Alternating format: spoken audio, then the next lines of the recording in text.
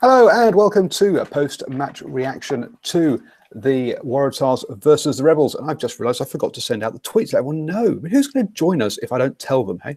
So anyway, the Waratahs came back from being 10-20 down at half-time to win this convincingly 51-27. And hi, I'm Paul, the guy behind DrivingMaul, a podcast, a YouTube channel, a Twitter account and a website bringing you the best in rugby opinion and predictions. And joining me to chew over that game, I have the regular man from the Blues up in Auckland, Ashwin. How are you doing, sir? Hello, everybody. Yes. Oh, no, sorry, it's just breaking up a bit today for some reason. I'm not sure why. But, yeah, well, hello. And, yeah, interesting game. But obviously, we'll go over all the machinations of what transpired very shortly. We will. And our man on the ground in Sydney, we have Hugh, who is a TAR supporter. So how are you doing, sir? Very well. Thanks for having me back again. In a slightly better mood than last week. That's very true. Hugh, join me for the Jaguares versus the Waratahs the last weekend. And obviously, yes, a much better result this weekend. But before we get on to the result, we really have to talk about the weather, because you were going to be at the game, but obviously conditions played a part in that. Yep. For those who don't know, it's been 38 degrees today in Sydney. Very hot, very windy as well. So conditions not great for watching or playing rugby, unfortunately. But obviously the Tars able to get the job done today. So, is this normal weather, or is this kind of something that's a bit strange for this time of year? No, it's a bit strange for this time of year. Not that we don't occasionally get the hot weather in March, but yeah, it's probably a little bit late in the season for this kind of weather. Oh, okay, so we can't blame the authorities for bad scheduling then, and saying that they should be playing after dark when it cooled down a bit. Never mind. And that obviously played a part in today, because we had, I can't remember doing this before, but hearing the siren go off at 20 minutes, kind of a bit of a confusion, and yeah, everyone stopping for a water break. So apparently they enacted their extreme weather policy, which dictated that there were going to be drinks breaks every 20 minutes. It was the same also in the women's game with the New South Wales women against the Force women, which that kicked off at 1 o'clock local time. So obviously right in the middle of the day and the hot weather then. Well, are you going to give us an update on the women's score? I actually can't remember the final score, but New South Wales did win. So it was a good day for New South Wales. Fabulous. So they won 2 out of those ones. So we do try and cover women's rugby a little bit occasionally, to take note of it. So yes, initially, I think that the first thing, obviously, we're going to talk about is the colour of the jerseys.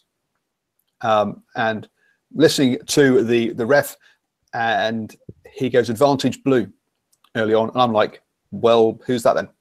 Because we had the light blue jerseys of New South Wales versus the dark blue jerseys of Melbourne or Victoria. Is that Victoria? I think so. Anyway. Yes. And yeah, the referee then decided that the Rebels were actually in red. So I think it's colourblind. But apart from that, he had to come up with some way to distinguish them. But red piping. Pardon? Red piping. Red piping. Yes, exactly. They had red piping. So maybe they need to borrow those Brazil soccer jerseys from the Bulls. Oh yes, you were listening the other night. Yeah, too bad with light blue.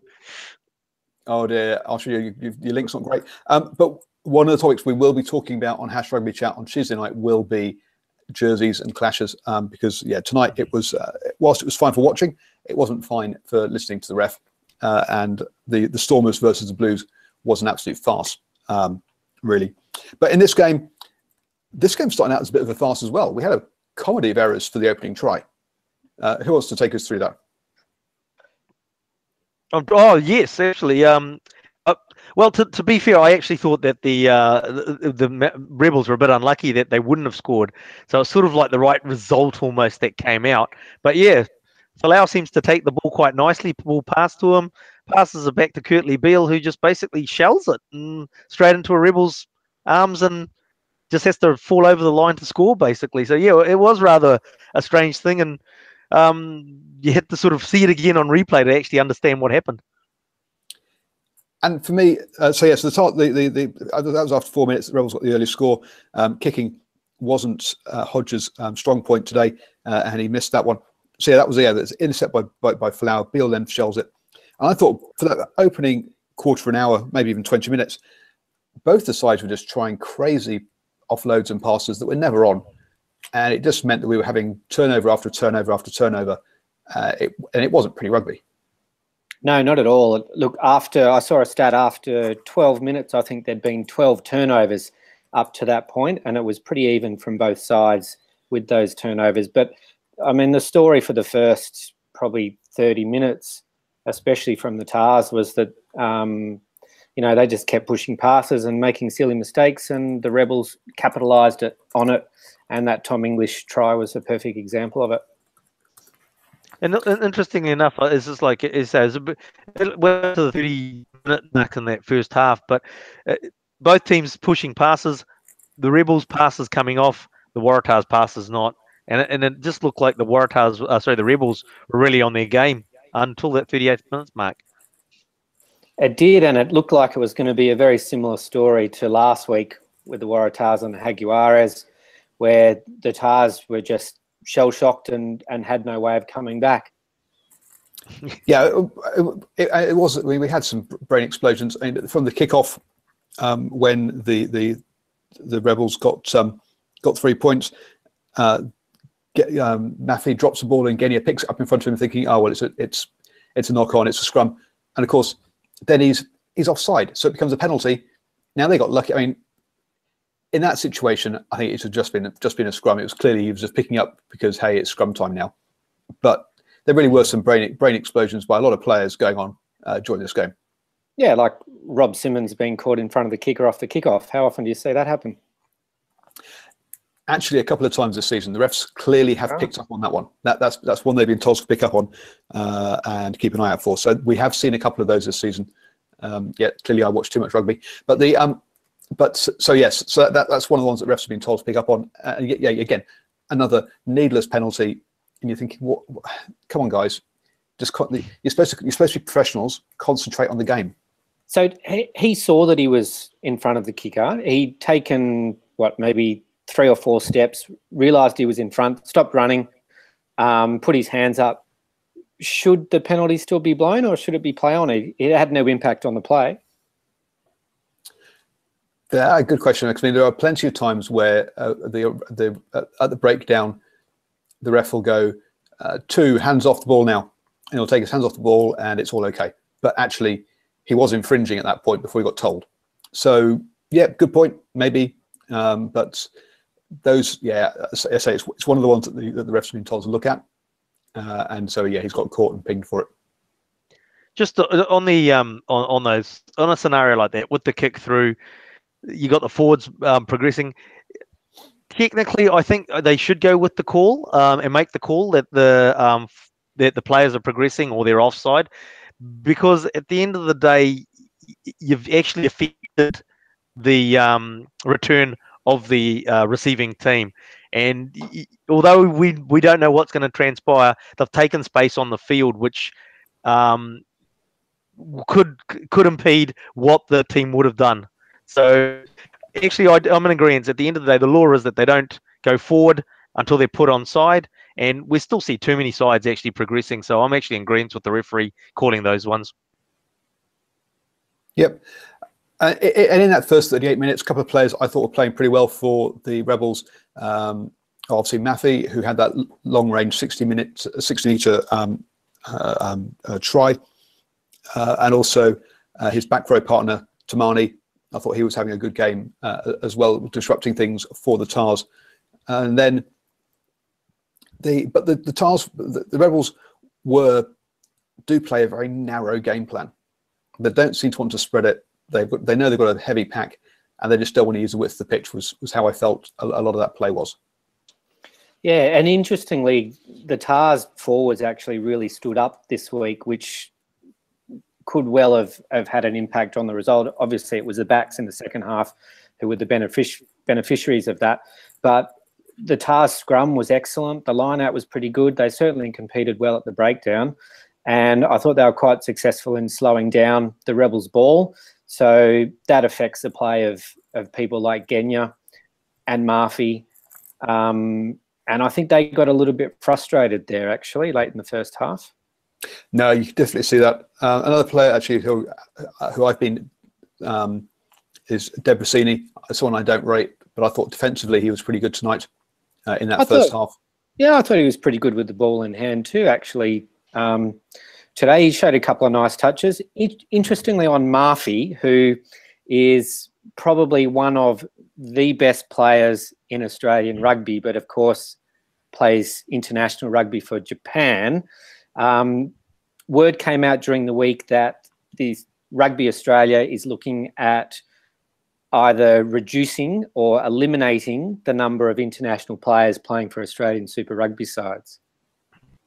Yep, no, I saw that, and part of the rationale behind that is if you've got to have enough players to play international, and if you've got 4 teams rather than 5, you can't afford to have too many foreigners in there, or foreign eligible players in there. But I think there'll still be places for players like him. I think that what they need to do is look at the Irish model, where in Ireland there's only allowed to be 1 foreign player per position between the 4 franchises. So if one of the teams has got an import at scrum half, the other 3 teams aren't allowed to have an import in that position. And maybe something along those lines might work for the work in Australia. Makes a lot of sense. But okay, onto the stats, because I love my stats. To show you how narrow the Rebels play, Genia passed the ball 41 times in this game. No one else on the Rebels side passed more than 7 times, which was Debrasini. Everyone else only passed the ball a maximum of 3 times, which just shows you that it really was 1-out rugby for the Rebels for the vast majority of this game, with the very occasional wide play, and that really they really got found out from doing that in that second half. Yeah, I actually felt that Genia really was off colour in the game, even when the Rebels were going through their purple patch. We've talked about Genia actually coming in at first 5, as well as halfback, but he just seemed to be shoveling the ball out today. I don't know whether, as you said, 41 times that Genia has passed the ball, whether that was part of the Rebels' game plan, is just to move from ruck to ruck, or what was but yeah, just didn't really see the spark that we normally see from Guinea. Yeah, no, I think maybe the game plan was the Waratahs were just flown back from Argentina. Let's just tire them out, and we'll go through the phases and they'll lose. And unfortunately, that really didn't work. Again, turning point in this game was that try just before half-time for the Tars. And again, another one of these comedy of errors, or so say lucky events. The Tars weren't really going anywhere at that point. Try and put a grubber through, it gets blocked, a bit of confusion. Curtly Beale picks it up and just runs through a gap because everyone's looking where the ball is, and hey presto, it's only try time. If that ball hadn't been blocked, just grubber would have gone out, and I think the opportunity would have gone. What did you guys think of the Beale pass to Fitzpatrick, who was the person that then passed it to Fekete? I thought it was marginal. I believe that the sit on the fence commentator term for that is it was a lateral pass rather than backwards. Backwards out of the hands. Floated forward. Yeah, nice pass for a hooker anyway. Now, I mean, and I suppose, through a lot of phases of play throughout the game, you'll get passes like that, and it's just like, it's line ball and it's hard to call, and you're going to get those ones going through, and you'll get good with bad, I suppose. So you take them when you get them. Yeah, absolutely. And let's be honest, as long as you don't throw it too far forwards, you get away with it nowadays, and you have done for many years. So yeah, lateral passes. Yeah, I'm all this stuff of coming back without the hand. I'm fine. If you're running that fast forwards, pass it back further, so it has to actually go backwards. That's how I would like to see that interpretation or the actual rule. that the ball has to go backwards. If you're running fast, throw it further behind you. Would be my, but unfortunately, that's not. They've all this physics business just gets in the way of momentum. So, yeah, but that try was lucky. Is basically, as said, bit of pinball. Faghetti puts the kick through that really doesn't go through, and just pinballs into, was it Fitzpatrick's hands or was it Beale's hands? I can't remember which way around it was. Beale's hands. Yep. Beale's hands, and and was the catalyst for the Waratahs basically to get back in the game and not look back. So then, obviously, the Tars won the second half. Well, I forgot what the score was now. 41 points to 7. It just turned totally around. The great coaching by Daryl Gibson, or awful coaching by Vessels. Look, a lot of people rate Vessels very highly. Actually, I'm not sure it was horrible coaching by him. It was pleasing to see the Tars adopt a far different attitude in attack this week. Obviously, selecting Folau on the wing and Hegarty at fullback gave plenty of options for first receiver. So Hegarty was up at first receiver, Beale was up at first receiver. Obviously, the crossfield kicks were used probably 5 or 6 times to Folau. The first couple of times not so successfully, but after that, very successfully. Some pick and goes. There was that variety that was so lacking last week. Yeah, I was just going to say, and just on the Folau point, with when he got his game together and he started catching everything in the air, the Rebels just didn't know how to approach it. It's like he's taking everything. Well, do we compete in the air? Do we just wait for him to hit the ground and take him out? And nothing was working when the ball was in the air for Folau to catch. Yeah, I was going to say, I think actually the Tars became one-dimensional in that first half of the second half. Just that dimension was working extremely well, which was kick it high, let Folau either catch the ball or tackle the guy straight away so that our guys can get in and turn the ball over, and then we'll break from there. So that's to me, that's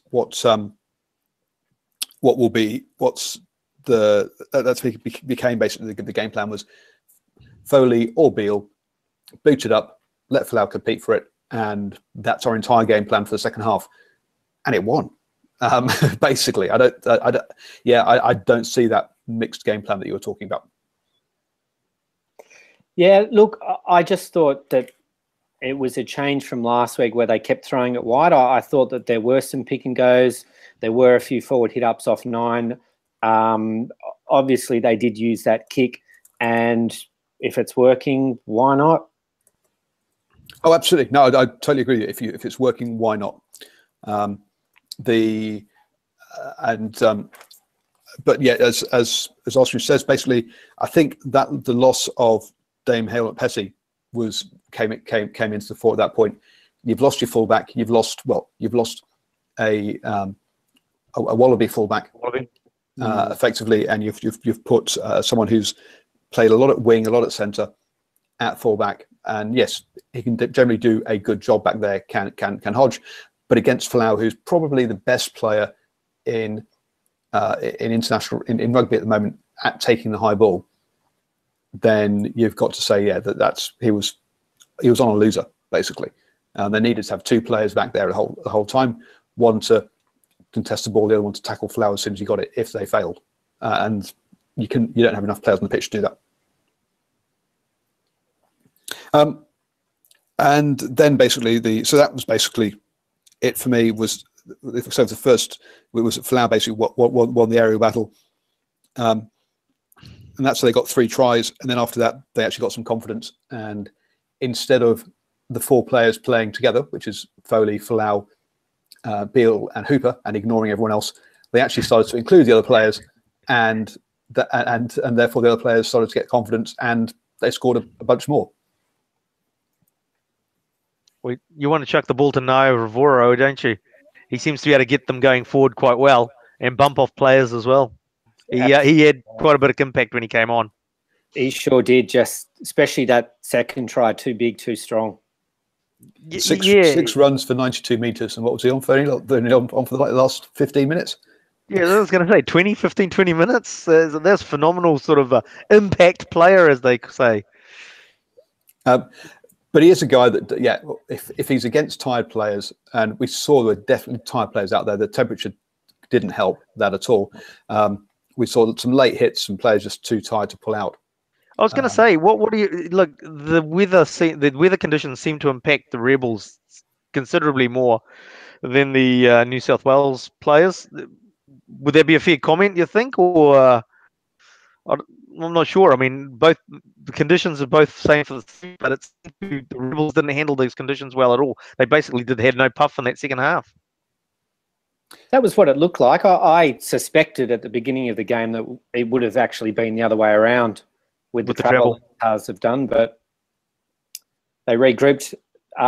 Gibson did come out early in the week and say that they were going to have a very light week to make sure that their recovery was effective for this week, and it looked like it worked. Lots of subs around that half-time mark, I guess, as well. I think there was just because we talked about Naravaro came on at the 50th minute, so he had half an hour to make 92 meters, but even so, that was still a big impact. A couple of things on this possession in that second half. The Waratahs had 67% of the possession.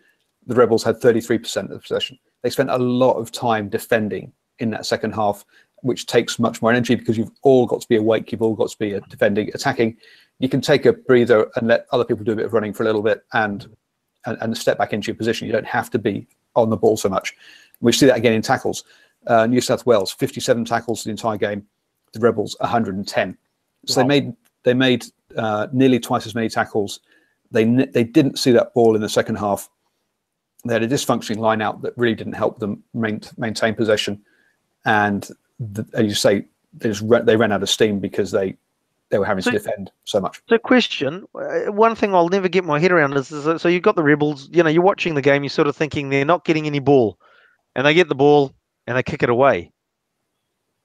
At the end of the day, you know that you're not going to win the game if you kick the ball away. So you might as well try and hold on to it and try and do something with it. I don't know. That's just the thought that I had running through my head while I was watching that second half. Well, the Waratahs was kicking the ball away very well and getting it back again. Yeah. They were kicking. Yeah, kicking and competing. They were kicking and competing. The Rebels' kicking was nowhere near as good. It was either too long or too short. There were some up and unders that went 5 meters, which was just appalling. So, yeah, no, you're right. The Rebels' kicking game was off today. And when you look at the first half, it's just like where they made the yards was with the interpassing, with the inside channels and that sort of thing, off, pop-up balls and that sort of thing. So it just doesn't make any sense when something's not working with the kicking and they didn't go back to something that was working for them. Yeah, I think there's also an element of they wanted to play in the right part of the pitch, which we hear quite a lot at the moment. That they obviously didn't feel they could score from a long way out, which is a bit silly. Which I don't think I agree with. When you got players such as not so much English, but who were the other two? Maddox was doing well, and also Billy Meeks. Both of those players were happy to run from a long way out and make yards. In Maddox, 97 meters. Okay, Meeks only 28, so perhaps not so much. So, but and you've also had Maffey who scored from like the halfway line. They could score from a long way out, but they didn't. Corabetti as well, but I don't think Corabetti saw much ball. No, you're right. Nope, Corabetti hardly saw the ball at all. So 4 runs, 23 meters. So when he did get the ball, he didn't go very far. It is effectively his first season in Super Rugby, though, isn't it? I mean, he really didn't get a lot of game time last year. I think he was injured, or there was something, or he didn't see a lot of game time. Straight to the Wallabies, wasn't he? Yeah. You can say the same about Curtis Rowan. I mean, Curtis Rowan has hardly had is new to the sport as well. He was very good today, I thought. But he did very well today, as you say, with 84 meters. But then again, if you look at, again, we were talking about how the Rebels are so narrow. If we look at the Waratahs, their game plan: kick the ball, get possession back, spin it wide. Go wide. And you can see that because I talked about the fact that only Debasini had made 7 passes, and he was the second most passes for the Rebels. If you look at the Waratahs, obviously the short at scrum half, 60 passes, Foley 29, Curtly Beale 21. So they were shifting it wide. And if we go through, Rona made 84 metres, Beale 52 metres, Fiketti 55 metres, Folau a bit less on 42, and Hegarty on 48.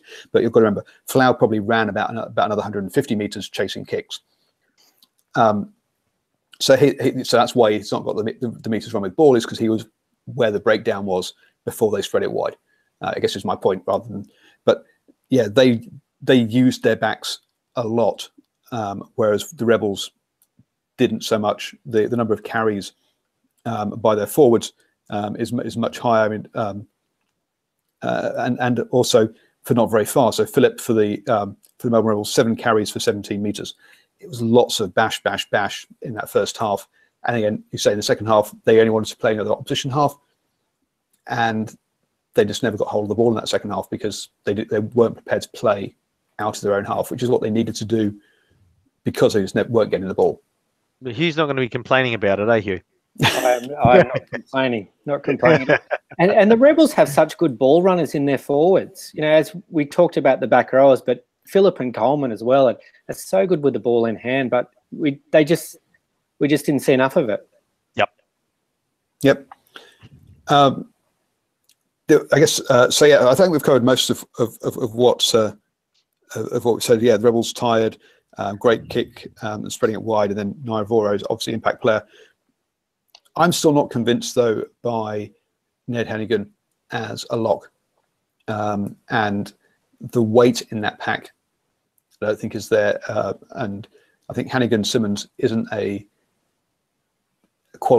a Super Rugby lock pairing. It's not going to strike fear into many opposition teams, is it? No.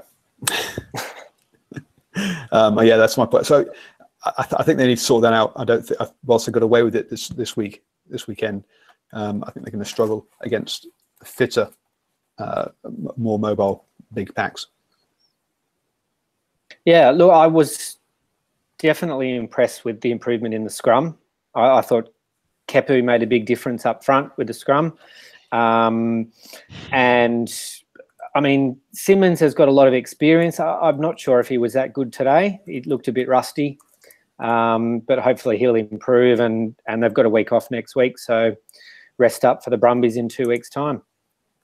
I think at the end of the day, if the backline can perform as well as it did today in the second half, then as long as the forwards can provide any semblance of quality ball, that's what their job will be. They don't have to dominate up front, but as long as the backline can make the right calls, get that go forward with Israel Folau with the high ball, and as soon as he because he's catching that ball consistently, and it goes off. I mean, and if he takes it cleanly, it gets out quick. The backs are there to be able to take advantage of it. And if they can do that, then you don't necessarily have to have that big dominating pack unless it gets muddy. But how many muddy fields do we see these days?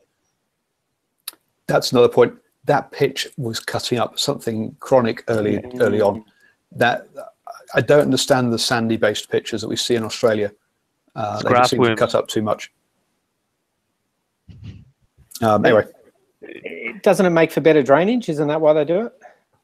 No, but the thing is that over here in New Zealand, they've moved away from the sanded fields. I don't understand the structure that they use now, but I know that the sand-based systems are sort of old hat.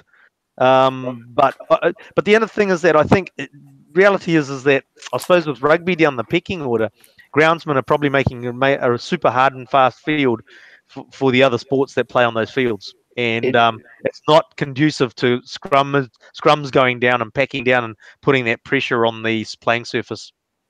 The Sydney Football Stadium sees a huge amount of use. It's also home to the Sydney Roosters in the NRL and Sydney FC in the A-League, so it is used a lot.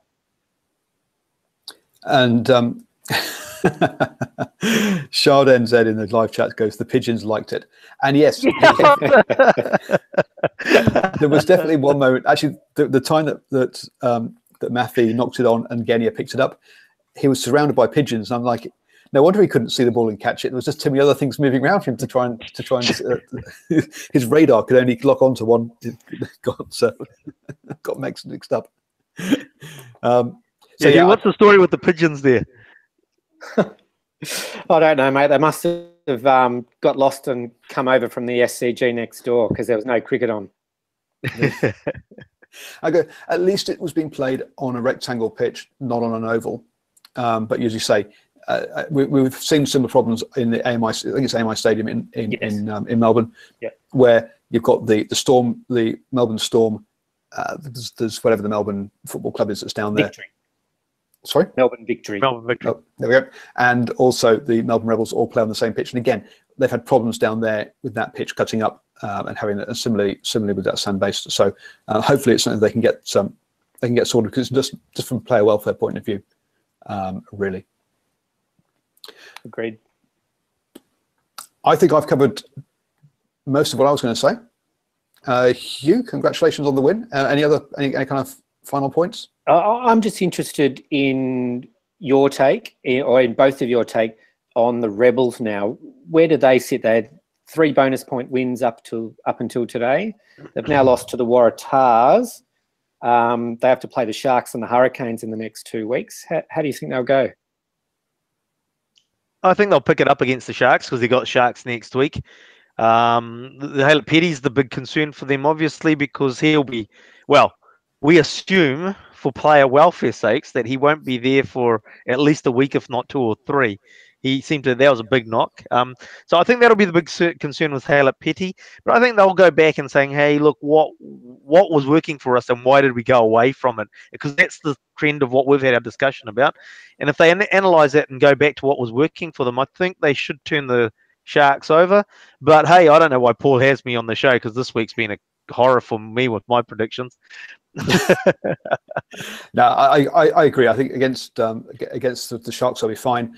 Against the Hurricanes, I think they'll get whooped, to be honest. But I do feel that this was their first decent game. There are other games they've played.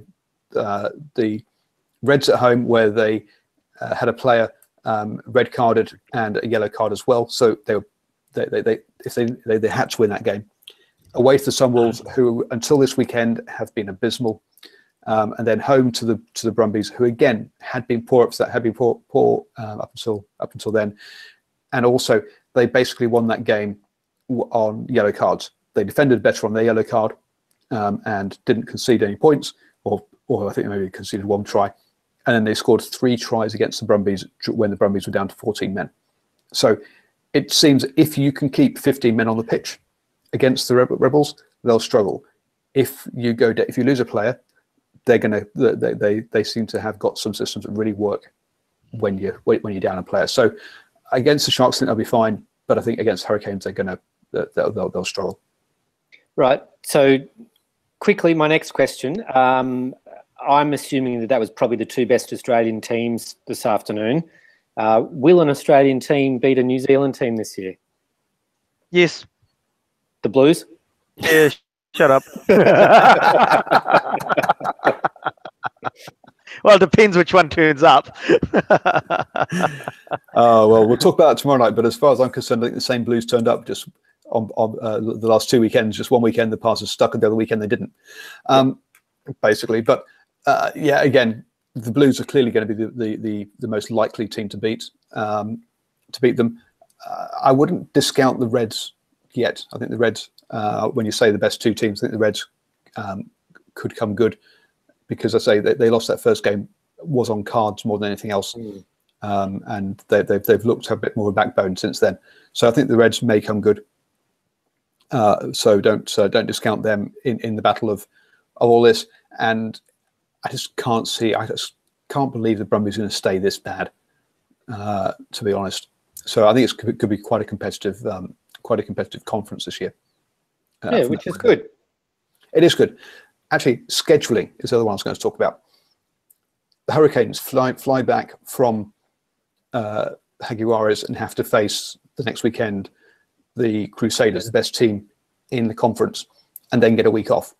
The Waratahs fly back from the Jaguares have to play the Rebels, the best team, supposedly, in the conference, and then get a week off. It just seems strange to me that you, after the longest flight you do, you have to play a game and then you get a week off. Why not have that week off the week before? Is that just too simple? Oh, look, I've for many years now, I've looked at the scheduling of the Super Rugby competition, and you just shake your head and you sort of think, surely it doesn't take a rocket surgeon to work out a better schedule, especially for the teams travelling back. I mean, although the Stormers did end up tipping their Blues over, it's the same for them travelling all the way back there to play the game. It's logic. You play your games, and you get a week off when you get back.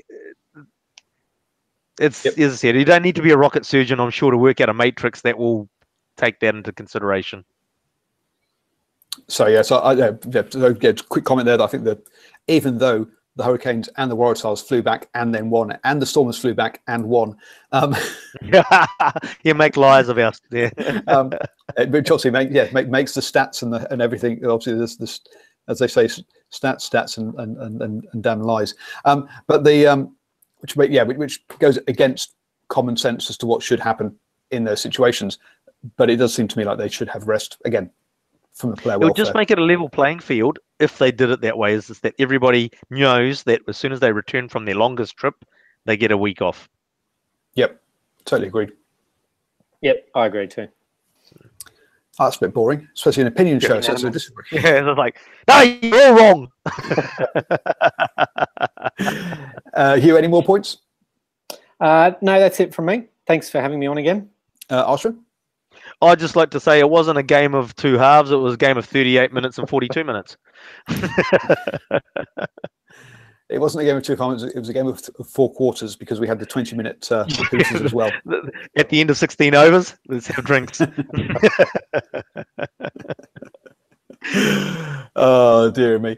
It has been a pleasure again. Thank you very much, guys. Hugh, why don't you let people know where they can get in touch with you during the week and have a good old yarn about rugby? Yep, on Twitter, and my handle is HEF0909. And Ashwin, where can people hear about New Zealand politics and rugby? Well, it has been an interesting day in New Zealand politics, but another story there. NZ Fatso on Twitter, and I saw the 0909 on Hughes. I thought he's an Aucklander. It's our area code. Oh dear me. Well, we have four digit postcodes, so should have been able to figure out where his house was. I've been Paul, the guy behind DrivingMaul. Thank you very much for joining us yet again. Podcast, YouTube channel, all that kind of stuff. Please don't forget to subscribe to the YouTube channel if you're watching. Face there or the red button down below. Obviously, latest videos up there. And obviously subscribe to the podcast for listening through your favorite podcasting app. 5-star review because there are other stars, but why would you want to?